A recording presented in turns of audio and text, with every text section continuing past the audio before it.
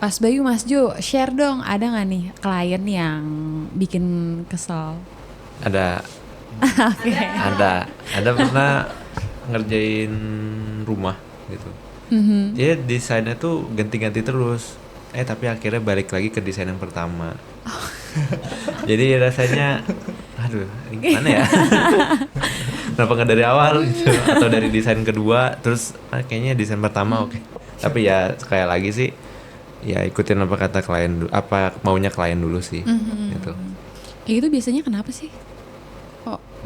Mungkin lebih ke klien tuh pengen cari apa ya, ide-ide desain yang lebih baik lah gitu. Terus dia bisa menimbang ini baiknya gimana gitu sih, lebih ke opsi lah, lebih ke opsi, bikin opsi gitu. Jadi belum tentu kalau direvisi itu fix sih, enggak juga sih. Iya. Kadang maunya klien juga kayak nggak bisa direalisasiin karena memang untuk ukuran standar dan ukuran kenyamanan itu nggak sesuai dengan apa yang mau klien. Kadang kita saranin ini nggak bisa, memang untuk standarnya kayak gini dan untuk keluasan kita berjalan bersirkulasi di suatu ruangan memang harus seperti ini gitu. Cuman kadang ada owner yang atau klien yang apa ya, kekeh gitu, maunya dia ya udah ikutin aja gitu. Iya sih. Tadi ngomongin soal budget yang di awal-awal, aku kepikiran, pernah gak sih tim desain ini ngerjain sesuatu terus udah dikasih ke klien, lalu ternyata budgetnya nggak sesuai? Gimana Mas Boy? Mungkin bisa diatur ulang untuk bentuk dari desainnya udah tetap seperti itu. Mungkin kita atur lagi seperti ambalan-ambalan di lemari atau mungkin dari materialnya. Kita bisa ke situ sih. Iya, jadi biasanya kalau dari interior gitu ya, kalau misalkan kita udah desain dari owner udah oke, tapi ternyata pas dikasih RAB, wah kurang oke nih harganya. Biasanya kita akalin dari Mas Bayu bilang material gitu. Oke. Jadi secara material mungkin agak diturunin sih dari kualitasnya, tapi tetap nyari yang mirip-mirip juga gitu. Turunnya juga nggak turun jauh banget. Iya. Ya intinya sih disesuaikan Disesuaikan. sama apa budgetnya dari klien sih. Oke. Kok nanya? Boleh, silahkan Ibu. Kan pacar aku sendiri kan dia arsitek nih ya, band mulu kan. Hai. Terus aku tuh sendiri punya ini kayak bagus deh ke warna hijau. Terus dia kayak, apaan sih share-mu jelek banget gitu. Nah pernah gak sih kalau misalnya kita ke klien gitu, klien kan pasti punya aneh-aneh. Contoh dia maunya dindingnya pakai keramik. Nah respon kalian tuh harusnya gimana? Kalau di depan klien sih ya kita bilang, oh iya nanti kita coba desainin sih. Tapi kalau misalkan kita punya pemikiran yang beda, ya kita cuman agak gimana ya, ini kok aneh banget ya gitu. Tapi kemauan ini nih, ini boleh di-share gak sih? Kayak Apa nih? meja rias warnanya itu abu, coklat muda sama hitam. Dia minta ada lilac di situ. Bingung nggak tuh? Ya itu kan memang secara apa ya, secara color palette itu kan memang timpang banget. Bayangin warnanya hitam, abu. Itu satu rumah ya, warna itu satu rumah. Abu, hitam sama coklat muda itu satu rumah. Tiba-tiba dia minta lilac di meja rias. Di meja riasnya doang gitu. Yang mana meja riasnya itu udah satu set dengan kamar master. Jadi misalnya ada warna yang beda sendiri agak sulit untuk masukinnya tuh timpang gitu. agak sulit untuk buat ini jadi bagus gitu. Itu sih Gimana? agak tricky. Tapi diikutin. Tetap diikutin, Tapi kita kasih masukan. kasih masukan. Iya. Ini jadinya nanti begini loh Bu, agak timpang warnanya gitu. Ibu mau nggak gitu? Kalau ibunya mau ya udah jalan. Iya, balik lagi kan kemauan Iya. klien, sesuai dengan kemauan klien. Jadi juga yang tinggal di situ. Iya juga benar. Gimana cara tim desain nih menyatukan antara estetika, fungsional, dan budget nih. Yang mana yang biasanya harus ngalah duluan? Oke. Mana? Kalau ngalah bentar deh. Untuk flow dari Taruna sendiri sebenarnya kalau saya lebih ke estetika. Kalau Mas Jo lebih ke fungsional. Jadi kita berdua memang saling melengkapi lah, ya, saling melengkapi. Jadi untuk Cie, ya juga cie, cocok nih. kadang saya kalau ngedesain itu kan kayak lost aja gitu, kayak ih bagus nih, cakep nih, terus aja. Jo bilang ini kurang nih, ntar kalau kayak gini gimana? Kalau ya agak kurang untuk gimana Mas Jo biasanya? Jadi kalau saya emang lebih ke fungsional sih. Jadi untuk karena kan saya tuh lebih mikir ruangan gitu loh, secara ruangan, bukan nggak cuma secara estetika gitu, walaupun saya juga mikirin. Tapi kalau dari tiga hal tadi, fungsional, terus estetika, budget, dan budget. Oke. Yang pasti fungsional. Kenapa fungsional? Karena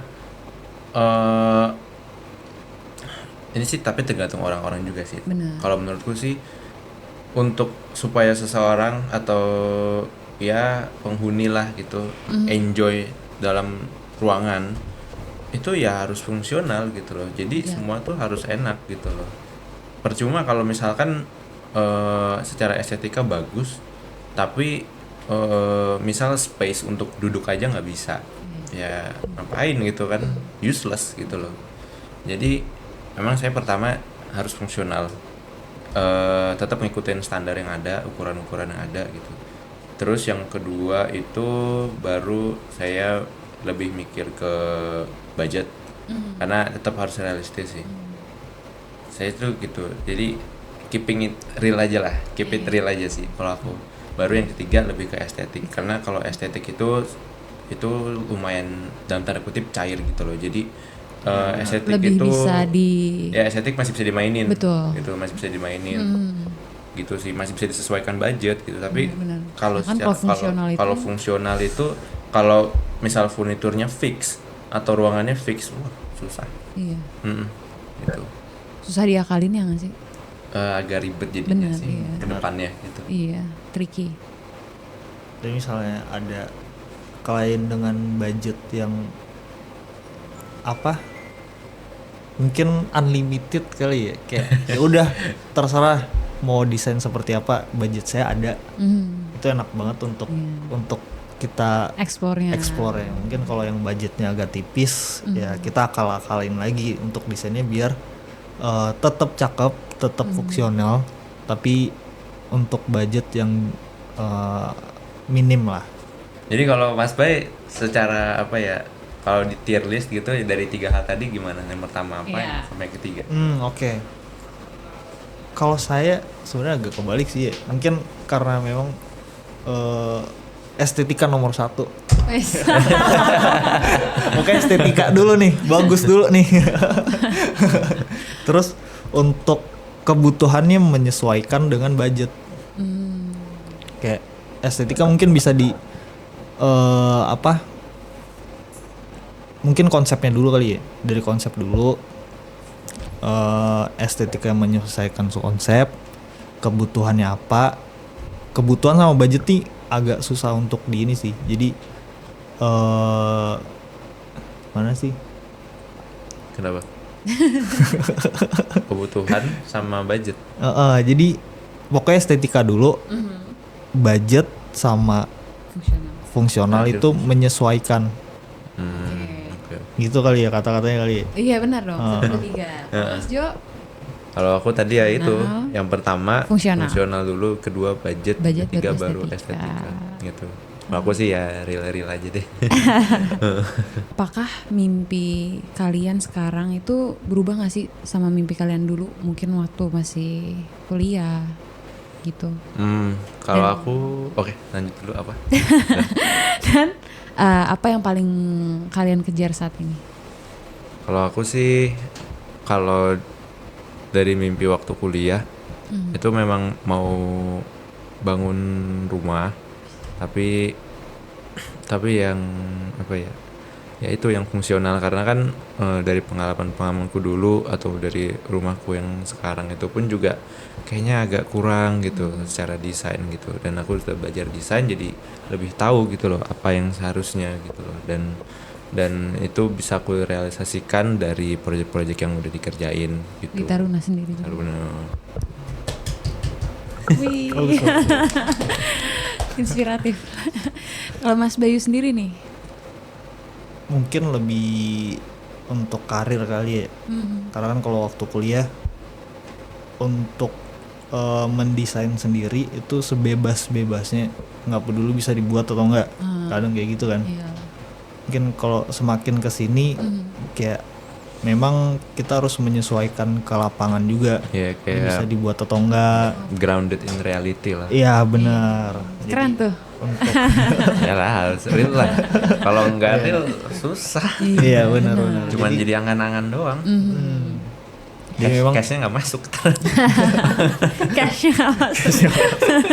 Bener. Jadi memang semakin kesini memang kita ngedesainnya memang yang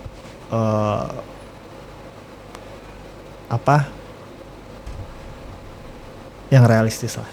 Yang realistis. Oke, mungkin ini satu pertanyaan terakhir nih ya sebelum akhirnya kita wrap Oke. podcast hari ini dengan tim desain. Oke. Buat Mas Bayu dan Mas Jo, ada nggak sih apa ya hal yang kalian pegang teguh nih yang bisa di-share ke Sobat Taruners nih buat mereka makin semangat gitu? Secara apa ya? Ya juga ya, gue juga bingung, kocak. Soalnya pertanyaannya gini, buat teman-teman yang lagi ngerasa lost, bingung mau jadi apa setelah lulus desain, menurut kamu apa satu hal yang harus mereka pegang teguh? Kalau dari aku sih, intinya mau jadi apa gitu. Kalau udah tadi aja ya? kalau mending kuliah nggak sih atau apa gitu. Jadi misalkan nih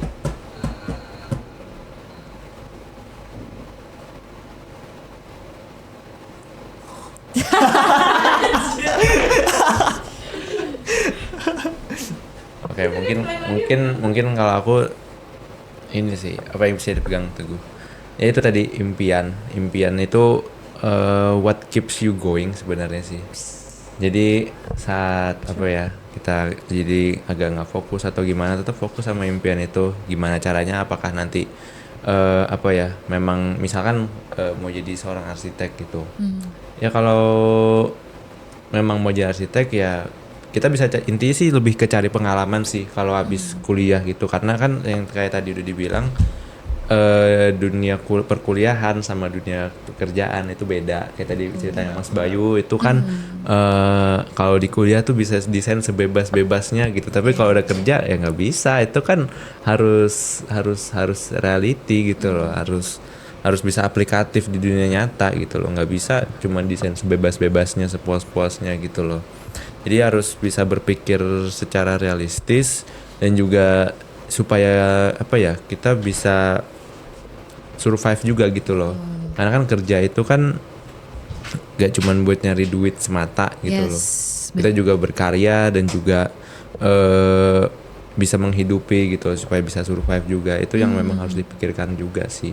Bener. Jadi tetap kejar impian nggak apa-apa, tapi juga tetap harus pikirin gimana. Ya tetap harus realistis lah gitu intinya sih. But still be realistic, ya. Oke. Mas Bayu, Apa tadi pertanyaannya?